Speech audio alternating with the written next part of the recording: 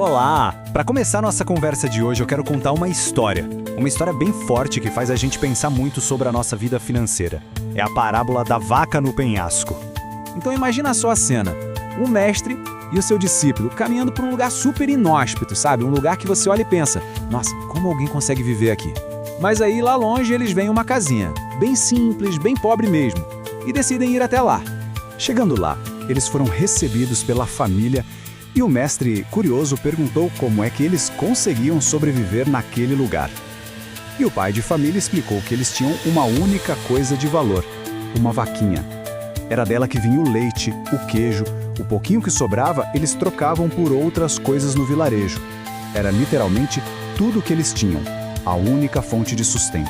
Bom, eles passaram os dias ali e na hora de ir embora, o mestre vira para o discípulo e dá uma ordem que, olha, é de cair o queixo. Ele fala, volte lá, escondido, e empurre a vaca do penhasco. O discípulo ficou desesperado. Mestre, como assim? A vaca é a única coisa que essa família tem. E apesar de toda aquela angústia, daquele conflito interno, a obediência ao mestre falou mais alto. Dá para imaginar um nó na garganta, né? Mas ele foi.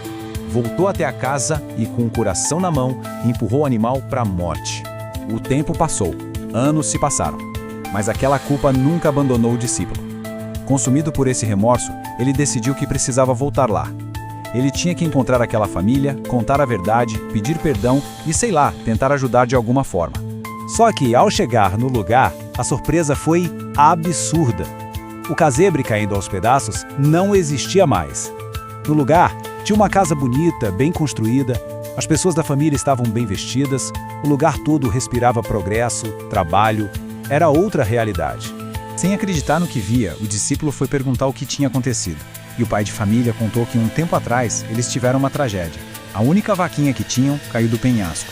Sem chão, sem ter o que fazer, eles foram forçados a se virar, a descobrir talentos que nem sabiam que tinham, a criar novas fontes de renda. Aquela perda, no fim das contas, foi o que empurrou eles para uma vida muito, muito melhor. E é aqui que a história se conecta com a gente. Essa parábola é uma metáfora perfeita para a nossa vida financeira. Muitas vezes, a gente também tem as nossas vacas. Coisas que dão uma sensação de segurança, mas que, na verdade, estão impedindo a gente de crescer. Então, a pergunta que fica é essa. O que é essa vaca na nossa vida financeira? O que parece ser uma segurança, um porto seguro, mas que, no fundo, é uma amarra, uma limitação? E o que poderia ser essa vaca? Pode ser um monte de coisa. Pode ser depender de um único emprego, sabe? Aquela falsa sensação de conforto que não deixa a gente buscar algo novo. Pode ser o medo de investir, de sair da zona de conforto. É aquela estabilidade que, se a gente olhar bem, é pura estagnação. Para a gente conseguir identificar e, quem sabe, até empurrar essas nossas vacas, o primeiro passo é fazer um diagnóstico financeiro bem honesto. E tudo isso começa calculando o tal do patrimônio líquido. Vamos começar pelo básico. Ativos. O que é isso? É bem simples, na verdade. Ativos são todos os bens e direitos que a gente tem e que possuem algum valor. Pensa aí, casa, carro, dinheiro na conta, investimentos, tudo isso é ativo. É a parte positiva da nossa conta. E do outro lado da balança, a gente tem os passivos. Passivos são as nossas obrigações, as nossas dívidas, financiamento do carro, da casa, fatura do cartão de crédito, empréstimos. Tudo que a gente deve para alguém entra aqui. Então, o que importa mesmo é o patrimônio líquido. Ele é simplesmente o resultado de uma conta. Tudo o que se tem, ou seja, os ativos, menos tudo o que se deve, os passivos. Esse número final é a foto real da saúde financeira. É o que sobra de verdade. E o cálculo não tem mistério nenhum. Primeiro passo, listar e somar o valor de todos os ativos. Segundo passo, fazer a mesma coisa com todos os passivos. E por fim, o terceiro passo, subtrair o total de passivos do total de ativos. Pronto, o resultado é o patrimônio líquido. Ok, com o patrimônio líquido entendido, a gente vai para o segundo passo importantíssimo, que é analisar o fluxo de caixa. Basicamente, olhar para onde o dinheiro vai no dia a dia. E o fluxo de caixa tem dois lados bem claros. De um lado, as receitas, que é toda a grana que entra, como salário, renda extra, etc. E do outro, as despesas, que é tudo que sai, contas, aluguel, supermercado, lazer, todos os gastos. E aqui está o pulo do gato, que de segredo não tem nada, mas é a regra de ouro.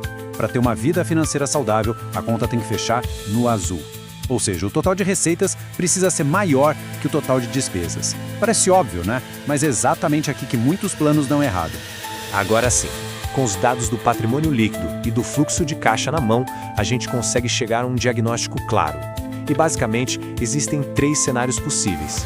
Vamos lá. Se as receitas são maiores que as despesas, o diagnóstico é de superávit. Perfeito. A ação recomendada é investir essa grana que sobra. Agora, se as receitas e despesas estão empatadas, a situação é de risco.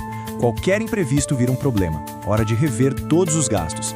E por fim, se as receitas são menores que as despesas, o diagnóstico é de déficit. Aí o sinal de alerta está piscando forte e a ação tem que ser imediata. Cortar gastos para ontem ou renegociar dívida. Mas independentemente do resultado desse diagnóstico, o caminho para a prosperidade financeira se apoia em 3 pilares. Primeiro, organização, para saber exatamente para onde cada centavo está indo. Segundo, disciplina, para conseguir seguir o que foi planejado. E terceiro, ter um plano, um mapa claro que vai guiar as decisões para alcançar os objetivos. E para fechar, a gente volta lá para a pergunta do começo, só que agora de um jeito bem mais pessoal. Depois de toda essa análise, qual é a vaca na sua vida financeira que talvez esteja precisando de um empurrãozinho do penhasco? Qual é aquela falsa segurança que está te impedindo de descobrir novas oportunidades muito maiores? Fica aí a reflexão.